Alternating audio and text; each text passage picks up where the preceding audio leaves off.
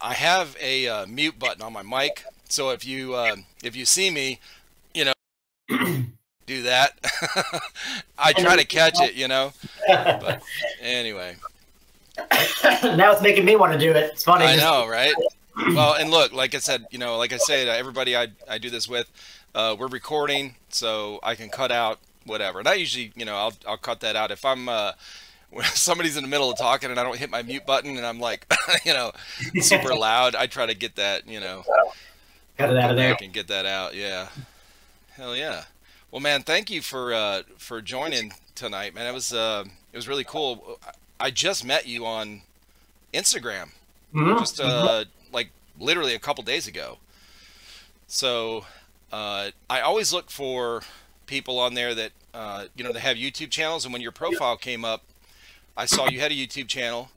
I saw you. I watched some of your gameplay stuff. They're really good.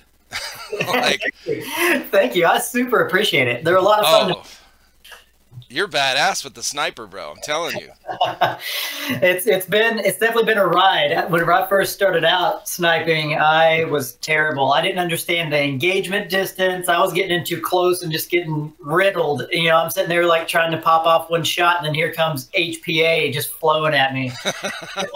definitely got better over time. That's for sure. Well, the other thing is, you're good at holding the rifle in that position with that scope cam. Until for the shot to follow through, so you can see it on camera. Yeah, that's absolutely key. If you're recording with the scope cam, you're right. You got, because natively what you want to do, or naturally what you want to do, is you want to shoot, rack the bolt, shoot, move to the target. You got to watch it because it's the satisfying part of seeing that hand go up. Right? You just got to watch it. Absolutely. Yeah. Yeah. If you don't, because when we started doing the scope cam stuff, and they would go to Mil Sims or whatever, and they'd have this great footage. But then their scope cam wouldn't catch the shot because they were doing the same thing. They would just do what's natural. And I'm like, oh, because you don't realize until you start recording that and editing it, that's like, oh, you got to hold it there until the BB, because it's not like a real gun. So BB takes a while to get there. Yeah, you got to hold that. Watch it. Yeah, you could actually just watch it go as you're. Right. It's yeah, true. You're making some crazy shots, bro. It's been an amazing year or two with my new SSG 24. I've had it for a couple of years, but I did some stuff to the hop up. Barely done anything to it. It was great out of the box, and then once I got that hop up worn in, it just connected for me, and I was able to shoot shots super far away. Like 70 meters, 75 meters on average, just getting crazy long distances. Yeah, I knew they were long because in your footage, it's hanging and hanging and hanging. Like, it takes a few seconds. I'm like, oh, this guy is shooting far. Because we, like I said, we have scope cams. I've seen the footage. I've edited the footage. And I know, these are like longer shots you're making. I'm like, oh, shit. Like and you're, like you're adjusting for, wind or drop, whatever. So you're definitely got some experience with that rifle. I got a little bit. Yeah. I appreciate you noticing. It feels good. It feels good that I'm trying. For sure. And you put the time into to editing that kind of stuff and getting the footage. That a lot of people don't realize it takes a lot of work to, and you're doing all this on your own. 100%. Yeah, it's all me. Yeah, so you got to make sure you got the batteries charged. You got to make sure you remember to turn the shit on before you hit the field. Yeah. And, make sure everything's hooked up right. I mean, there's a lot that goes into it. And then get back with whatever, 2 hours or 3 hours of footage that you got to load into your computer, which unless you have like, super badass computer, it takes some time to get it ready to edit. You'll stick a clip in, and then you'll stick another, then you'll get the spinning wheel. Yes. Wait a second. Yep. Oh yeah. I'll say too, one of the things that it was funny because I was having the problem when I first started recording. I would, turn on the GoPro, turn on the scope cam, and then start playing. And then in post, whenever I get ready to edit the video, you got to sync those two things up. Yep. And I was having a hard time, like, when does this go? Like, where did I line it up? And then finally what I started doing is coming up with just like a keyword so that after I turn them both on, I just go toast or toasty. And that's my sync spot. And I know, like, that's where I sync up the video. Now it's good to go. As long as I line up the audio, the video is good to go. Right. Yeah. Yeah, that's a good, those are little stepping stones you have to learn along the way. We did the same thing, when we'd have, well, even on our unboxings, when we first started, we had like 4 people, all 4 of us, me, JP, Chris, and Coltrane would each have our own box. Well, there'd be 2 of us sitting there at a time. When we started out, we just had our own recording device. So those little recorders, and plug a little lavalier mic in there, and mic it on our and so then I'd come in here to edit, and I'm like, shit, I gotta line these up, and then there's echo. I mean, it was a lot of big time learning process in the beginning to try to get things kind of looking right, sounding right. Yeah. But so what's the name of your YouTube channel before I forget? Yeah, it's Gibbers Plays Airsoft. Gibbers, it's a play. Everybody calls me Gibbers. My last name is Gibbs. Gotcha. All my friends call me Gibbers, and I was like, one day I was sitting there and I was thinking, if I, name my YouTube channel, what should it be? And I was thinking about it, and I was at my buddy's house, and a bunch of people were talking, and he goes, hey, Gibbers Plays Airsoft. And I was like, that's it. That's what it is. Oh, my God. That's the channel name. Isn't that name. funny? That's how things come up sometimes. Yeah, it's just out of nowhere. You can think and think, and no matter how hard and how much effort you put into it, somebody else just mentions it, and you're like, God, that's it. It's perfect. Yes, for sure. Yeah. Well, that's how I got my nickname E-Rock. My name's Eric, and so I had a business partner years and years ago, and he says, man, you remind me of this comic book I saw when I was growing up, and it was Sergeant Rock, and it was like this grizzled old guy that with the military veteran or whatever. I was in the military, so he's like, I'm gonna call you E-Rock instead of Eric, and it just stuck. Yeah. Yeah. Oh yeah. I think I got the nickname of Gibbers in 2nd grade. I remember this. There was this guy named Jared, and kid, right? Right. And I remember we're sitting there, and we were like playing with paint or something, and he messed up my name, and he was trying to say Josh Gibbs, and then instead he like put Josh and Gibbs together, and he went Gibbers, and he just said it. And then after that, the teachers started calling me Gibbers. Everybody, all my friends, it just stuck. It just stuck. Yeah, every time. It's crazy because, I'll go through life with this, and then I'll start a new job, and then one of my friends ends up meeting one of my new coworkers, and it's like, how do you know Gibbers? And then Gibbers is now what I'm called at that new job. Like, it just keeps coming. It keeps coming. Yeah. Well, I mean, you're stuck with it now. You got a YouTube channel named after you. Your Instagram. That's it, buddy. It's official. It's all it takes. For real. Oh yeah. Yeah. There's a lot of people in South Carolina where we're at. Now you're in North Carolina, right? Yep. Up in the Raleigh area, Raleigh, Durham. Yeah. I thought it was because when I was watching some of your videos, it said I think you had, or maybe it was on your Instagram tags or your Instagram posts. For some of your gameplay, it had the location tag, and it was Extreme Sports Adventures or Extreme Park Adventures. Yep, that's right. Yeah, and so I looked it up, and I was like, oh shit, this is after I asked you what time zone you were in, because I didn't know. Yeah, I've been talking to all these people. My last 2 podcasts are with these girls in the UK. Yeah, I watched the last one. She was in the UK, right? Yeah. So, they're like 5 hours ahead of us. So I'm always like, what's the time zone so we can, plan a time? Because, I'm at work until like 4.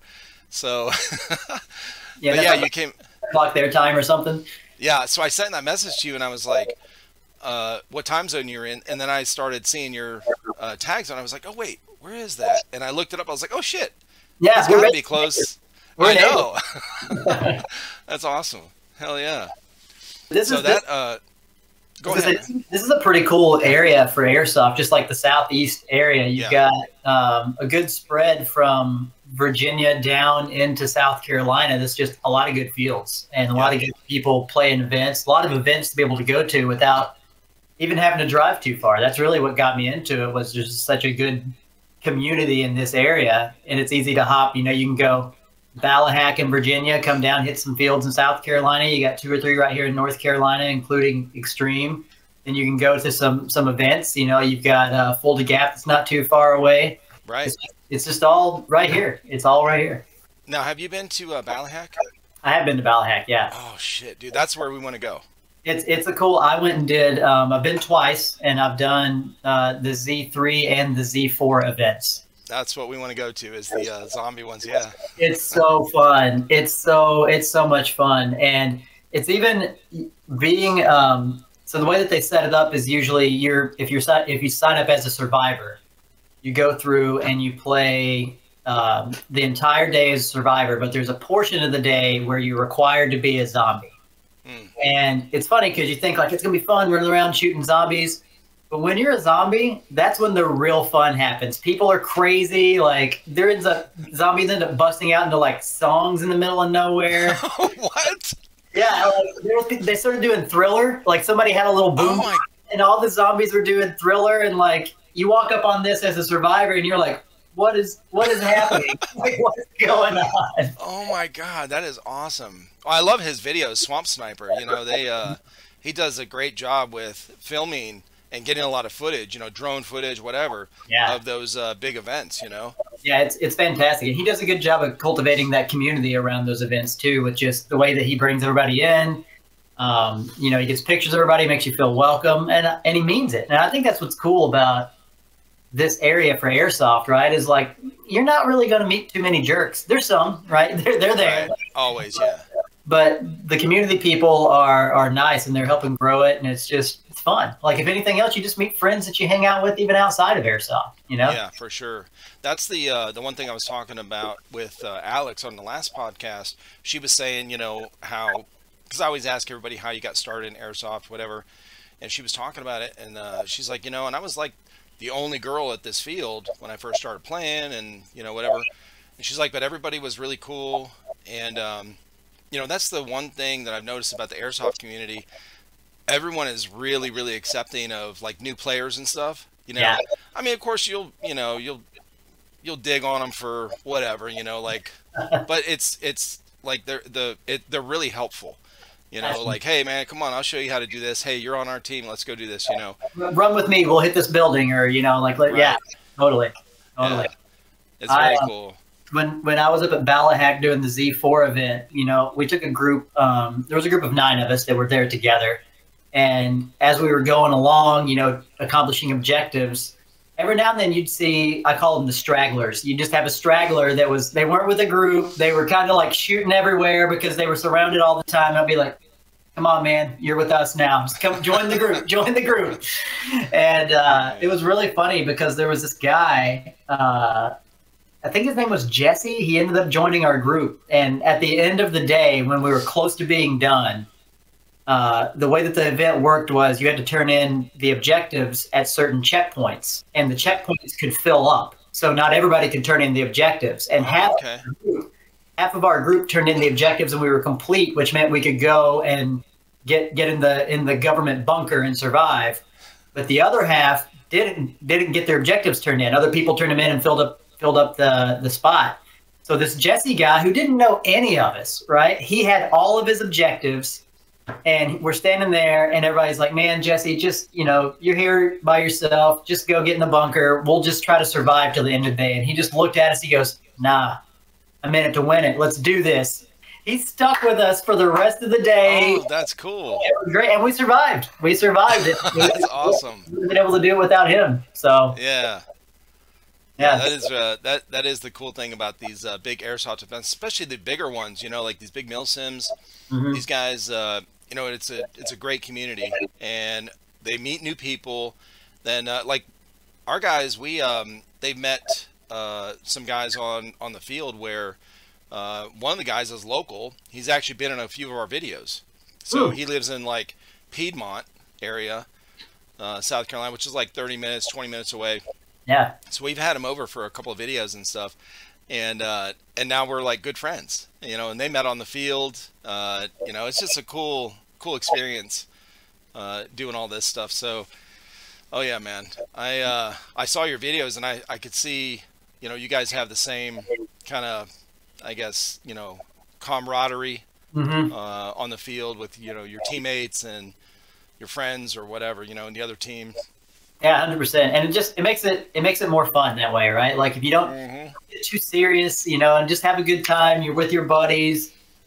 Stuff happens. Somebody gets shot. Somebody falls down. You laugh at them. You make fun of them for the next month about it. you know, For real. if you're like me, you put it on YouTube, share it with all their friends and family.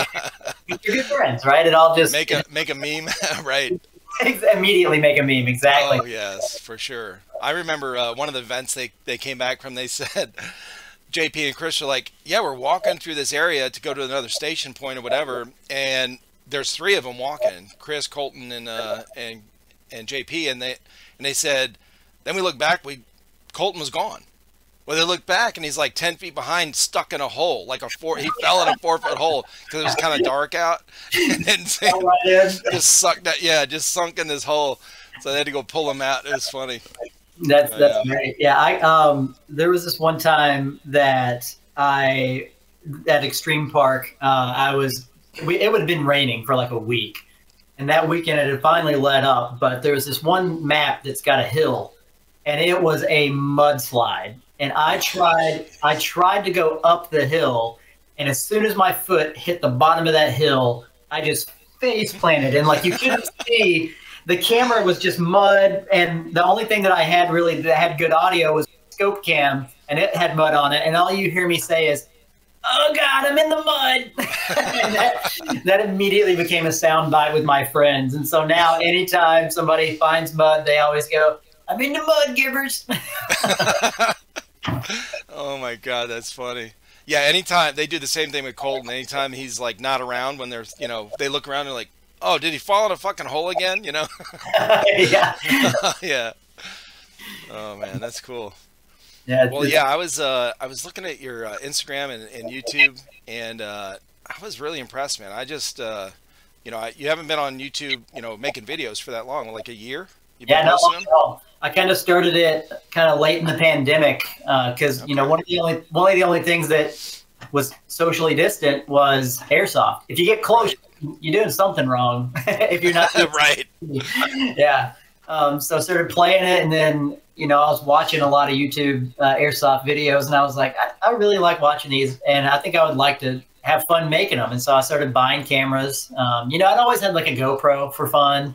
Yeah. I bought the scope cam, and then I bought some other cameras. I got some other stuff that I throw out there. Started doing some editing, and over the course of about a year, like you said, kind of honed it in on kind of my niche of adding some like fun video game sounds to some of the stuff, and just kind of referencing stuff that happens and that we all laugh at, throwing some memes into videos with it. But it's a lot of fun. I was just gonna say that the first video I watched on your channel, you shot somebody and you had the like the Mario coin noise. I was like, oh my God, I like this already. that was a moment that whenever I was shooting in the video, I was watching myself shoot somebody, and it hit him, and I did the traditional like that sound, and I was like, that's just not. That doesn't feel right. And so I was thinking about it, and I was looking at sound bites, and then I listened to that Mario coin sound bite, and I was like, oh man, that's perfect for that shot. And then I just put it on the next one and the next one and the next one, and it became like the thing, collecting coins. I love it. I love it. Yeah, you got some cool sound effects in there that it breaks it up, makes it different. Yeah. And we have the sniper one that Chris did when I edited. I did the same boring, the little crosshair mark and the X, and the little tick sound or whatever. But when I saw yours, I was like, oh, that is cool. Thanks, man. I appreciate it. I've decided this year what I'm going to do is I'm going to kind of go with the whole video game theme, because it's fun. It's fun to make, and I feel like they're fun to watch, and I even have fun watching them after I do it. Yeah. For sure. And I have a lot of fun, showing them to my friends, and my friends commenting, or, seeing them laugh whenever I have, a video game sound they recognize. Yeah. Mm-hmm. Yeah, I love that stuff because, gameplay video, I was just talking about this with one of the other ladies in the UK that has her own channel, and she's been on for about a year, or, been on YouTube for about a year. and she'll add some like, you know, different effects in there, sound effects and voiceovers, and you know, trying to make it fun and funny.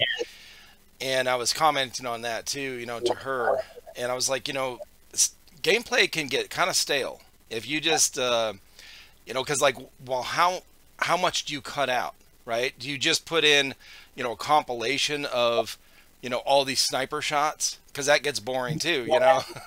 Right? Shot. Yeah. So yeah, breaking it up like that with these, you know, different sounds or whatever, it is cool. Yeah. Yeah. I think that's honestly what I have the most fun doing, is finding sounds to put in the videos that just, it makes the amygdala jiggle, right? It makes you a little excited. Right. Yeah. Exactly. Yeah. So what got you into airsoft in the first place? Yeah. It's kind of it's a funny story. Like back when I was a kid, I'm from Tennessee originally, like way out in the boonies, nothing to do. So you're a truck guy. Oh yeah, I got a Jeep myself. Yeah, I was just gonna say either a truck or a Jeep. Yep, you got the Moog shirt on. Now I've got a '96 Grand Cherokee. Oh, that's awesome. That's awesome. I love it. I love it. Yeah, I had a 2005 Jeep Wrangler, and then over the pandemic, I traded it in and got a 2017, and I love it. Okay. And I'm looking to do some upgrades and stuff to it. But yeah, like growing up in Tennessee, we went mudding, four-wheeling. I had a dirt bike growing up. Nice. One of the natural things that we started doing as a group of friends was playing paintball. Yep. You could go to Walmart and buy a pretty cheap paintball gun, and airsoft guns weren't really too prominent way back then. Right. But then we eventually did discover, you know, some of the cheaper airsoft guns, and we'd have fun running around the yard, you know, shooting each other with them. And then I think when I really like got into airsoft the first time was after I got to college, and we had some of those little cheap airsoft guns where you could shoot somebody from, you know, here to the wall and they barely feel it. Yeah. But I had one and my roommate had one. And one day we just kind of like ambushed each other. And then I ran out in the hallway in the dorm, and he ran out in the hallway, and I went to one side, he went to the other, and we were shooting. And somebody poked their head out of one of their doors, and they were like, "Oh!" And they went back in. They came out. All of them had airsoft guns. And then somebody else did it. Like 2 or 3 of them had airsoft guns. Next thing I know, somebody was running down the hall with a shower curtain, and we're like shooting each other, and we like broke out into as a shield. Yeah, it was so fun. It was like a multi-floor airsoft war in the dorms. And I was like, you know what? This is pretty fun. I'm going to go check out some fields. Played a little bit in college, and then moved to North Carolina. I didn't think much of it for a couple of years. And then my buddy Ben said, "Hey, guys, I want to get into airsoft." And I was like, I guess, you know, whatever. I'll do it because I like hanging out with you. And then here I am. Like I'm, you know, thousands of dollars deep in equipment and guns, and got videos and a YouTube channel. Like it just sort of took over because of how fun it was. So. Oh my God, that's funny. Yeah, it's funny how you know, you're like, okay, whatever. I guess I'll play with you. You know, if you want to go play. Yeah. And then all of a sudden, you got cameras, you're editing, you got YouTube channel, you got all this shit going on. You're going to events. Yeah, exactly. Oh. It's funny. We have a group that plays. I go up and play just public airsoft at extreme parks every couple of weeks. But once a month, there's a group of us of about 30 that will get in a private group, and we'll go and we'll do different game modes and stuff. But somebody in that group always brings a new friend every month, and it's that person's first time ever playing. And they're like, I just thought I'd come check it out. And so they get the rental gun, and they get the and they're out there, you know, not wearing necessarily the best clothes for it, but they play. And then at the end of the day, you look at what they're doing on their phone, and they're on e-bike. They're just looking up like, how much is a gun? Oh my God. They're hooked already. They get hooked after the first time. It happens every month. It's great. They're tired of getting their ass kicked, so they're like, okay, I need some better shit. All right, what am I doing here? That's exactly what it is. They're like, what the gun you got? How much FPS? Yeah. All right, that's what I'm getting. I'm telling you. Oh, that's funny. Mm-hmm. Yeah. That's how we did in paintball. When I first started out in paintball, it was you know, back in the mid '90s, And I was just out of the military. I was like, you know, I found these guys from work, and they did this paintball. I never heard of it. Yeah. Until they talked about it, and then so I started playing with them, and I'm like, the first time I went out, so it got, you know, a friend invited me out. His grandparents had like, you know, 12 or 15 acres, whatever, just, you know, woods, whatever. So, you know, it was obvious. It was just like 10 of us. We just made up our own rules, kind of just went out there and played. And so I went to whatever, Walmart or something, and I got this pump action paintball gun. It was my first one. Oh, dude. I left that game. I was like, fuck this gun. I'm getting something better. I went and got a Tippmann 98, which is like the most, you know, was most common back then. And because I mean, I'm sitting there pumping it. If you don't pump it all the way, you break the fucking ball inside the barrel. And then you're jammed, and it's coming out the end of the barrel. Yeah, because the next one is like splattered, just covered with all this paint on the outside. So it goes, you know, it shoots out and goes like this, or doesn't even come out the barrel. So so that I did the same thing. You know, I'm like, okay, I'm tired of getting my ass kicked because I'm sitting here trying to pump in a heated situation. No, screw this thing. Yeah. That's the funny thing about sniping too, is sometimes I will be taking some shots, you know, and I'm like, I'll rack the bolt, shoot, rack the bolt, and then I shoot, and then I'll, you know, maybe somebody will be over here, so I'll pull out my pistol, you know, take a few shots, holster it back, aim. And I haven't racked the bolt, and I forget, and I have like the perfect shot lined up, and you pull the trigger and nothing happens, and you're like, oh, come on, you gotta rack the bolt. Yeah, well, that's the balance, right? Because you're filming, so you want to hold that long shot, so then you don't rack the bolt. Exactly. And then you get into, like, somebody's coming up, you pull your pistol. What pistol do you use? It's funny. I tried a bunch of different pistols, and what I ended up settling on is a Taurus P99. Oh, yeah. It's a gas blowback. It's nothing too fancy or anything, but that thing has lasted me 6 years. I've never done any maintenance. It's never jammed. Like literally, like it's never not shot. That's awesome. It's been freaking great. I'm just waiting for the day that it finally dies. I don't think I'll ever find something as good as this Taurus, you know, P99 or PT99. Don't mess with it, because if it's shooting all the time and doesn't have feeding issues or whatever, like that's rare. Every now and then I'll swap the barrel, but that's it. Like it's never had any issue. It blows my mind. Whenever I tell people that, they're like, "No way," and I'm like, "Yeah, like check it out," you know. And all my friends vouch for it. They're like, "Well, he's always shot me when he pulls it out." So yeah, that's awesome. Yeah. Hell yeah. So is that your favorite gear to run with right now? Yeah, I'm running the SSG 24, the old school, you know, original Navrich rifle. I think I got a first run because it shipped from Austria way back in the day. Oh yeah. Yeah, and then I got that that PT99, and then I have a Quake. I think Tectonic Innovations Quake, just a bang grenade. And it runs off. Okay. It runs off of just these little caps, basically. But that's it. That's all I run. I don't think I've seen it. I don't think I've ever seen one of those.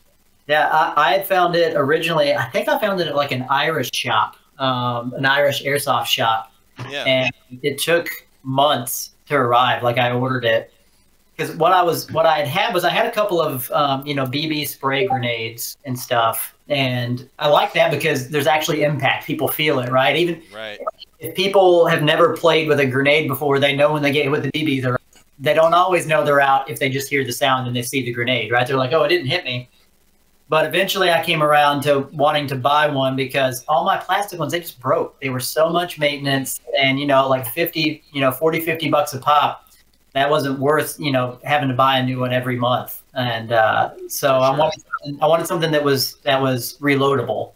I like pyro and stuff. Like I'll buy that for events and stuff. But this thing, what it is, it's you just put the little snap cap inside of it, and then when you're ready, you twist it and arm it, and it's an impact grenade. You just throw it, it hits, makes a big loud bang, goes off pretty much every time. It's landed in leaves a few times, but as long as it's got enough of an impact, it's making that pop. Yeah, I'm trying to remember as you're talking. I'm trying to remember. We had you know, we have the real cheap ones. I don't even know what they're called. The ones that fan out, right? Yep. And then we got one time in one of the boxes that God, I can't even think of the name of it right now. It looks awesome, Hmm. And I think it might be what you're talking about, but we can never get this thing to work. I think we have a video of it actually. We did like a blooper video where Colton's trying to like get it to go off, and he's throwing it. Liking Yeah, it. and he's throwing it, and he's throwing it, and it keeps bouncing into the kudzu, into the woods and shit. And I'm like, go find that shit, It's like it rolls 10 feet. I'm like, it didn't even go off. Do it again. Do it again. I'm trying to get this on film, It just won't go off. I was like, I don't know what the hell I'm doing, but I'm going to tell you the most impressive one was the tag-ins. Those explosive ones. Yeah, those are good. Those are crazy. Those are fantastic. You see those at events a lot. I see them at events a lot. They're just very reliable. People use them a lot. We did a review on it. So one of our guys, one of our followers or viewers from our channel that we've been friends since the beginning. He started following us, in the very beginning. He has a tag-in launcher, mount underneath. Very expensive. Yeah. And then he sent to us. So he sent us the launcher. He sent us 2 dummy rounds, and I can't remember what. Oh, he sent us a couple of chalk rounds, and so we bought a box of a case of the explosive rounds, whatever, and they're pretty expensive. Yeah. I think it was like $100 for the box. So we tried to get this on film in slow motion, for this thing to blow up in front of the camera. Yeah. And bro, it literally took us like 4 hours to set all this stuff up and then try to get this. And we kept shooting, and we get down to the last like couple of grenades. Yeah. Because we'd shoot it against this wall. We set up some tables, put some like tarps over it to kind of deafen or soften the impact so it wouldn't bounce so far back. Yeah. This thing, and we were shooting like 200, 300 feet away. And it's still bouncing. Oh, dude, these things are awesome. Yeah. But I just posted a short on our channel of the condensed, short clip of these things exploding. I'll have to check it out. Awesome. Yeah, I had this. Yeah, one of the cameras I had set up, I had this microphone, external mic plugged in, Mm-hmm. and you can hear, and he shoots right over it, so you can hear it spinning. Just cool. cutting through the air. It's fucking cool as shit. Cool. And when it hits the wall, you can hear it bounce in the grass, and it goes off camera because it bounced so far back, like 40 feet, and then goes off. But we did finally get one, but it was kind of grainy because it was like getting dark out.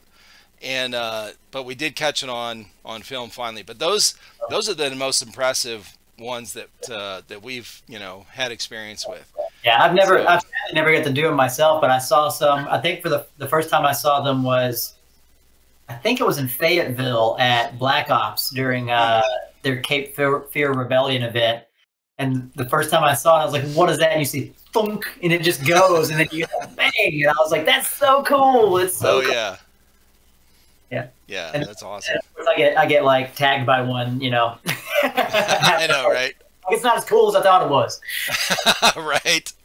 Yeah, not on the receiving end for sure.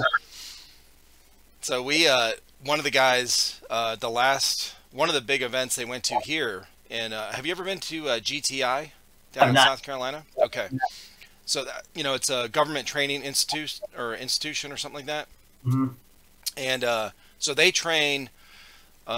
It's in Barnwell, South Carolina, and this is where they have the big events that these guys go to, the Milsims, and it's one of their favorite locations because it's so diverse, right? It's got this indoor giant building, that's like a abandoned nuclear reactor factory or some shit, from years ago, and then the outside, they've got a huge field, but they normally they train like FBI, SWAT, police, military, spec ops, whatever. They all, real steel stuff. So when they go to these airsoft events there's like, brass all over the place, expended rounds.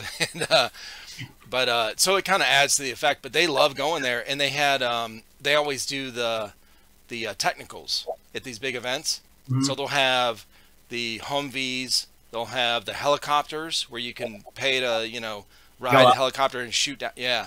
Yeah. So they love that kind of stuff, instead of like the smaller, you know, 1-day events, whatever. That's got to be wild fun to be able to get up in the helicopter and like shoot down and just, you know, hordes of people running across a field or running across a parking lot or something. Yes. Yeah.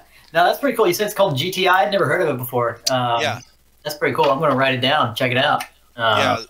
The gameplay videos that we don't have a whole lot on our channel, but the gameplay videos we do have, I want to say either all of them or, you know, almost all of them are from that location. Yeah, I was watching some of the videos earlier today on my lunch break, and I was like, "That's a pretty cool field." So it's not too far. I could totally head down there. That's why I was telling you, because it's a really, I think you'd have fun there, you know. But that's, you know, if we want to get up to Balahack, which you've been to, and if you want to get to GTI, they have, I think the next big event they're going to is in March.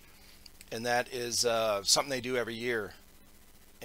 Some big event. I honestly can't remember the name of it, but I should know. I edited the video last year, like 20 hours, you know, of video.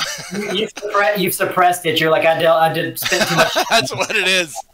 I was like, I don't know what to do. Yeah, because when they drop off, you know, when you don't go, when it's not your own gameplay video, you know, they'll go back from an event and dump all these cameras on my desk, and I'm like, I wasn't there, so I don't know when I'm looking at this video, I'm like, I don't know when the firefight happens.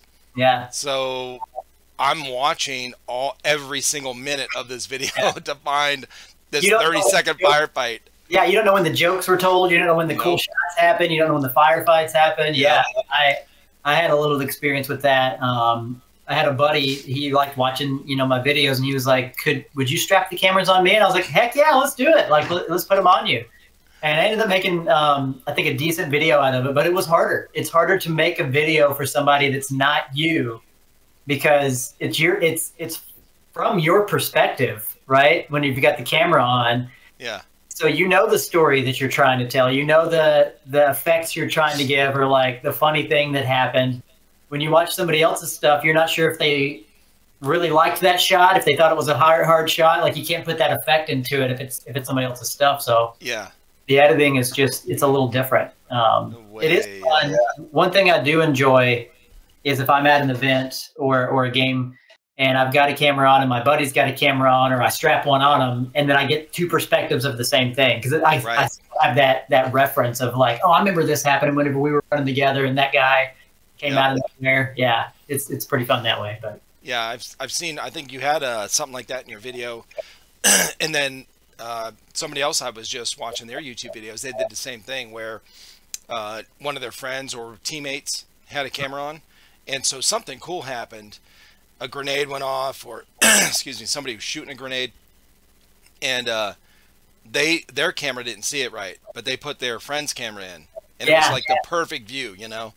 Exactly. So, it takes some work to do that, you know, in editing, but it's so worth it in the end result in the video, you know. Yeah, because it's cool. It's cool. It might have been my video that you saw, or it could have been multiples. But yeah, I did it with my buddy. I threw my grenade. I was in the second floor of a building. That's what it was. Yep. Yeah, and I threw it, and then I cut to his video, and I put like buddy cam on it. Buddy cam. That's exactly the one I'm talking about. Yes. The grenade come in, blows him up. Yeah, I was super grateful that he shared the video with me, because I was like, man, can I please have that? That would be a great shot. And he gave it to me. Yeah. And see, those are one-time things. Like when you're filming, those are one-time things. You throw a grenade in a, you know, because when you're playing, yes, you're trying to get some good video, but you're also trying to play. Oh yeah, exactly. And not be a liability for your team. Yep. Just so you can get some cool shots, you know, filming or whatever. But so when you have something like that, where you have this really cool moment and you don't capture it, but you got it, you know, somebody else had it. It's like, oh, thank you. Yeah, it's hard. It's hard to stage shots too, especially when you're really playing. I had a friend. He also does a lot of sniping too. And for the longest time, we were like, let's try to get a dual snipe where we shoot the same guy at the same time. And we probably tried for 6 months to do that. Oh. And we probably died more than we've ever died in all of playing Airsoft, just trying to shoot the same guy. We never got it. We were just like, forget it. I'm done. I just want to your teammates are like, dude, quit dying so much. Exactly, because we're both like stuck there in like a small spot, shoulder to shoulder. Like one guy gets us both out every time. Yeah. Oh yeah. It's fun. It's fun trying to do those silly things though. We had I don't know if you remember back whenever everybody was going to storm Area 51. Do you remember that? Yes. September something. Yeah. Yeah. So, like, oh my God, that was nuts, bro. What a crazy thing to do. So I was obsessed with the idea. Like it organized itself on Facebook. I had no dog in the fight. I was like, this is the craziest social thing that's like happened. Like, what are these crazy people doing? They went dressed up. Anyway, on the day that it happened, my friends and I were playing Airsoft, and I thought it would be funny if I got a bunch of inflatable aliens. So that's what I did. Is I called it a game called Protecting the Truth, and we basically planted them around the field. Oh, and we that is funny. It was so funny, man. We had one team that was the government. I call them the government. Yeah, exactly. Well, of course, you're from the South. Exactly. And they had to protect the truth, while you had the Russians and the weebs come in and try to steal the truth and discover the truth. It was so fun. And you have the video up on your channel? It was sadly like a month before I started recording. Yeah, I was gonna say, I scrolled through like most of your videos. I didn't see that. It's not there, but I've definitely told the group, like, we got to redo it. We got to do it. Oh, that would be awesome. The aliens are on the way. I actually ordered them just the other day. There you go. Everybody was like, we're going to do that? And I was like, yeah, I'll just go back in with Amazon, reorder. Do it on the anniversary of that. Oh, how perfect. How perfect. September. Yeah, it's still good weather then, you know? Yeah, that's when it's happening. That's when it's going to do it. That's awesome, man. That would be so cool. Yeah. But yeah, I was when that first came out, and when I first started hearing about it, I was like, okay, it's just some like random thing that's picking up speed online, but it's not real, you know? It's not going to happen, right? Yeah. And then I was seeing more and more. I was like, holy shit. Like, oh, okay, these guys are serious. Like, what the fuck?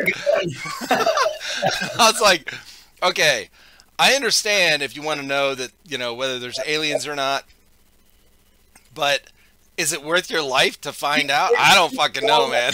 Going to a government-guarded facility. What are you thinking? And these people are out there, you know, dressed up like cartoon characters, wearing clothes, running around with their arms behind their back. Yeah. It's like, oh my God, that was funny. Yeah, I totally forgot about that until you just brought it up. I was like, what made me think about it was I was telling a friend that we were going to be chatting tonight, and he was like, you should tell him about that airsoft thing we're going to do with the aliens. And I was like, oh yeah. That would be cool, man. Well, if you plan on, you know, doing it, you know, later in the like this year, like in September, we should try to plan to, you know, meet up with you guys and do because you're not that far away. I think Raleigh is like 4 hour, you know, 4 hour drive from us. Yeah. You know, we're in Simpsonville, South Carolina, so it's right. We're only an hour from, or 45 minutes from the border of North Carolina. Oh yeah, so you're not too far away at all. Maybe 3.5, 4 hours. Yeah, whenever we do it, I'll let you know. I'll send you the invite. We'll get that. That would be so cool. Yeah. Have you played at Extreme Park Adventures before? No, we've never been there. Yeah, it's a fun field. It's not like gigantic, but it's definitely one of my favorites in the area. They've got a couple of different maps. They've got a CQB map that they call the Hotel. It's a 2-story building. They've got a map called Mad Max, which is pretty cool. It's basically a bunch of storage containers and upside down cars. There's a bridge going over a creek. That's a pretty cool one. And then they have this thing called New City, and it's kind of like, I describe it like a Wild West town. It's like, you know, like straight up buildings with windows, and there's a thing in the middle, so there's actually like a little bit of depth to it. And then they get this big long woods course, so you get a little bit of variance there, and it's fun. Yeah, it's a fun field to play at, because you play from, you know, this side going that way, then you play from this side going that way. Totally different experience, you know, playing each way, different cover. A lot of the fields that they have aren't symmetrical, so you got different strategies for different sides. You got to know how people are going to come in. Yeah, it's a pretty cool spot. when I saw that tag on your Instagram thing, and I looked up the park, Mhm. and I saw all these pictures on, like, Google Maps or whatever, I was like, wow, this place, it looks really cool. Like, they got a bunch of different stuff there. Yeah. Like these rope, Mhm. whatever, towers with rope stuff, confidence course kind of things, I guess, or whatever. These. Yeah, yeah. Uh, They got a rock climbing wall. They've got some laser tag courses as well. Yeah, they got the high ropes courses.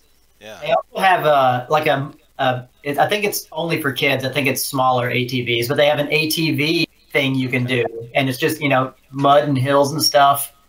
And then over Halloween, they do this thing that they call the Extreme Haunt, where they have this giant old army transport truck that they've mounted a bunch of paintball guns to, and they've got the whole park set up with like zombies running around and stuff, and you like drive through and you like just gun down these zombies. Oh my God, that is cool. It's a cool event. Yeah, the whole place is pretty fun. They do a lot of smart stuff. I thought it was pretty funny. They it snowed up here, and a lot of the schools were out, and they posted on their Facebook group. They were like, "You're not learning anything tomorrow, so why not come play some paintball or airsoft?" I was like, it's just genius. It's smart. Oh, that's funny. Yeah, whoever is in charge of the events and the park setup there is very smart, because a lot of the parks kind of transitioned to airsoft from paintball years ago, to kind of accommodate both, I guess, over the last 10, 15 years, and they've kind of kept it the same. A lot of them. I mean, there's some good ones for sure, but when I was looking at the pictures of this one, I was like, bro, they got a lot of different things going on there. Yeah. It must be a huge area, and they still do paintball stuff, and then you guys have the airsoft stuff. Yep. So it looks really cool, and it's not that far away. So when I was looking at your Instagram, I was like, bro, I would love to go up there. Yeah, come on. If you come up before we do the alien thing, just let me know. We'll have a fun weekend. Yeah, that'd be cool. Yeah. Now you do some kayaking as well, right? I do. Yeah, it's funny. Yeah. The very first video I think I put on YouTube was actually a video of me kayaking with my cat. Yep. Yeah, and it got like 600 views, and I was like, I guess I could make some airsoft videos. Were you using the GoPro? I was. Yeah, I have. It was really good quality. Thanks. Yeah, it's a GoPro. I think it's an 8. Yeah, it's an 8. Yeah. Filming in 4K. It's got great quality. I have that, and I have a 360 camera as well, so you get that 360 degree. I saw that. Yeah, it was. You had some really cool. When I watched that one, the close-ups with that GoPro of your cat were beautiful. Thanks, man. Yeah, I mean, seriously, it was the focus was super focused on the cat, and then the background was a little bit blurry, so it made it stand out. And beautiful cat, by the way. It was like yeah. And then you had some where, was it your wife or girlfriend holding the? My girlfriend, yeah, holding the selfie stick up above you guys so you could see the whole thing. And then you had one that was drawn out. I don't even know what this is called, but some view that looked like the whole world, but it was just the tiny planet view. Yeah. Oh my God, I was like, bro, this is really cool. You mixed all this in, and I enjoyed the video. I really did. Thank you. That's probably some of my most fun videos to make, is whenever I'm just goofing around and like I've got these different weird cameras and I'm able to mix the different kinds of footage, where you've got like this view that looks like it's coming in from space, looking at a planet this big, versus like the super up close, the third person. It's fun mixing it all together to tell that story for me. Now, what's your background in work? Yeah.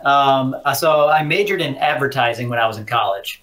Gotcha. And so whenever I kind of busted out on my own, I had my own company for a while and joined up. Then I joined up with some startups. But it's been a lot of graphics, user experience design, making different software applications. But my very first internship, I actually worked at an advertising agency, and we did some work for NASCAR with video stuff.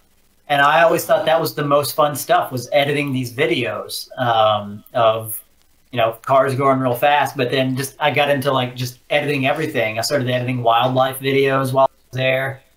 And so any job that I ever had, especially at the startups, right? These software startups, you weren't just the guy that did support or the guy that did, development. You also had to be in sales and marketing, like, because there's only, many of you.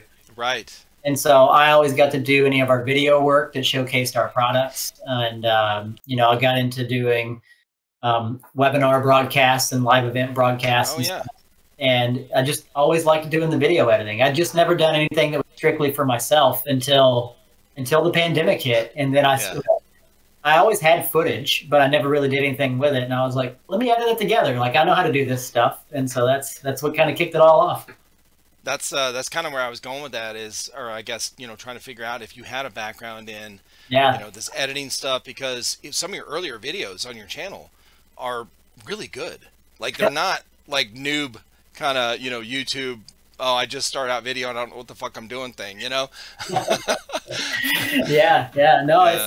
It's I definitely have a little bit of a background in it whenever it comes to, my former advertising career. And then now the job that I have, I run the software product department.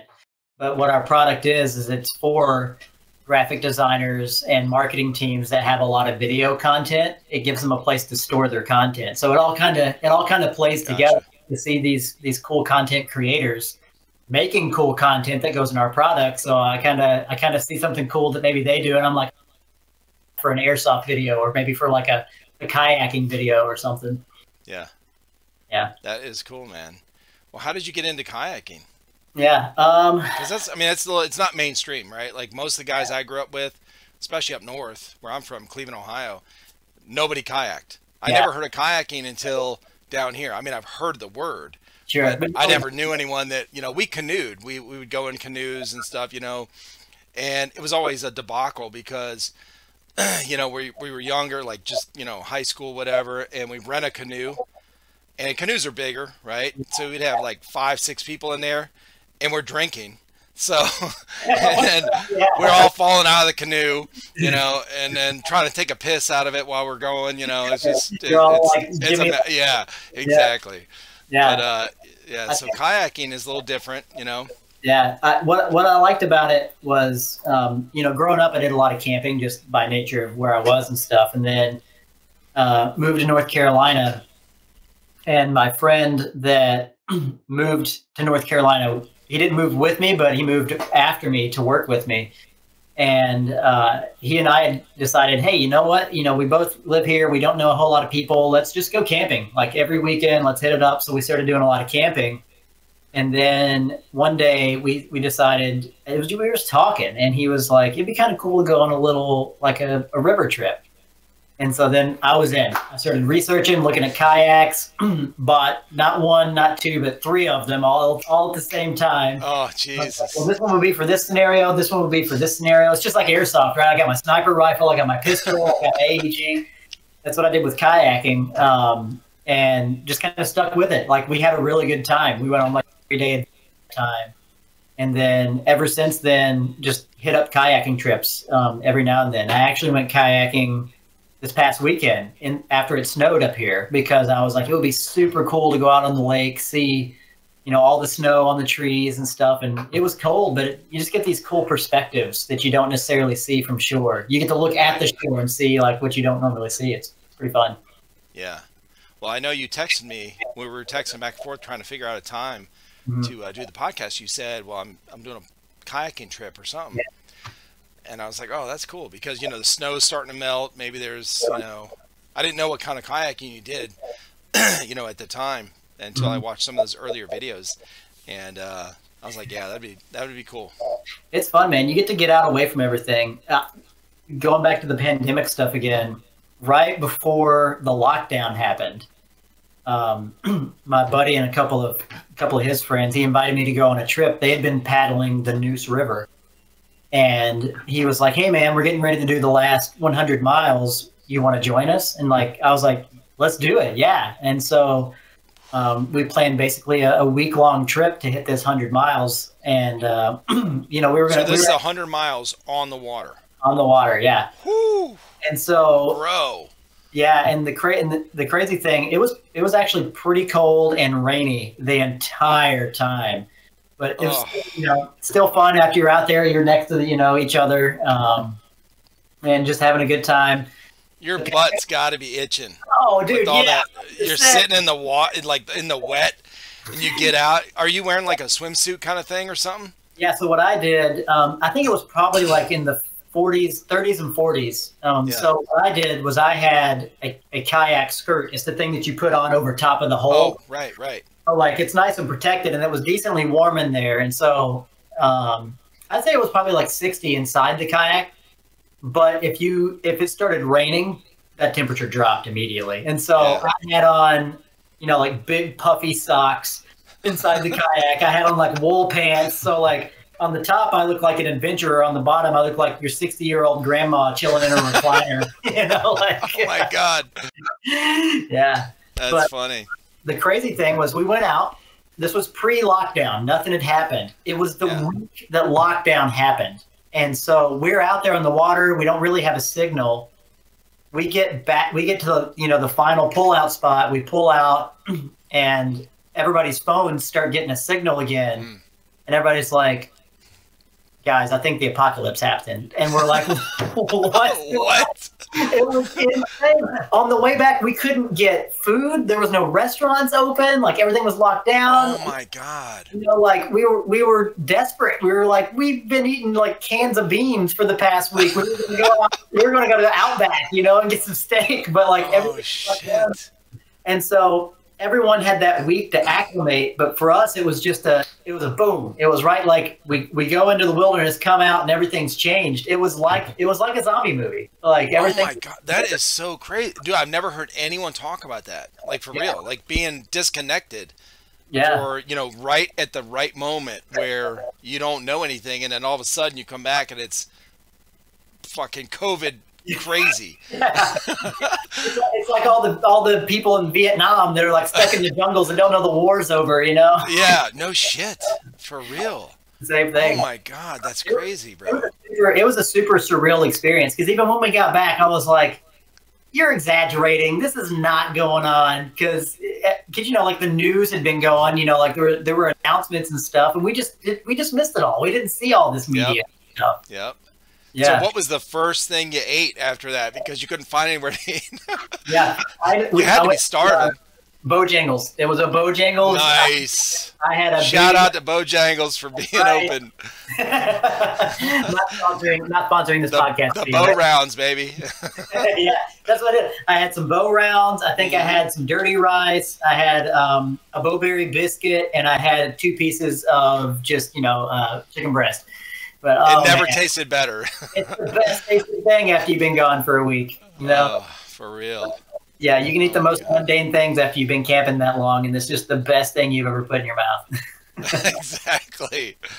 That is awesome, man. What a cool story. Yeah, I had no clue. I mean, I was when all this stuff happened, I was stuck at home. I was sick, whatever, and so I wasn't working, and so I was constantly. I saw every minute, of all the news crap and happening. Oh, dude. Yeah. I mean, I had to shut it off. It's not good for my mental health. You know what I'm telling? It's like the emotional part, like getting sucked into all this, going crazy. It's pushing down on you. It's all of a sudden just it there's was. nothing you can do. There's nothing you can do. I was like, oh, dude. The news. I don't watch the news anyway. I'm not. As soon as I got out of the military, I didn't watch the news. I'm like, it's like they're lying anyway. Like the government lies. Like I spent 4 years in the Marine Corps and I got out going, I hate the government. You're like, the news is lying. That's not what happened. I was there. Yeah. I'm saying, bro. Oh, yeah. But it was, so that's really cool. So you came back, started a YouTube channel, and now you're like sniping and going to these, you're like balls to the wall on this airsoft stuff, having fun. It's super fun, and I there's no end in sight. I plan to keep playing. I was even just last night talking to my girlfriend, and I was like, "What are you gonna do when I'm 65, still making airsoft videos?" Oh my God, I know. Oh, Yeah. It sounds weird to say that, but I'm 51 Mhm. and I'm doing this shit right now. Like, Yeah, yeah, it's funny. I think now, as like a 35-year-old, I'm having more fun playing airsoft than I think I ever did as like a kid or a teenager. Like, it's just so much fun. That is cool. Yeah. That's really cool to hear. Well, man, listen, it's been really, really cool to meet you. Yeah, you too. I'm glad we met on Instagram, and I'm glad we get to do this chat. Hopefully, we'll meet up in real life and play some airsoft. Absolutely, it's been fantastic. I look forward to it for sure. Yeah. But thank you for being on here, man. I really appreciate it. And yeah, good luck in your adventures on YouTube and Airsoft, obviously. Absolutely. And tell everybody where they can find you again. Gibbers Plays Airsoft. You can also go to gibbersplaysairsoft.com. It'll reroute you right to my YouTube channel. Nice. Awesome, man. Well, thank you for being here, and appreciate it, and we'll see you next time, man. Awesome. See you next time. All right, buddy. See ya. Yeah.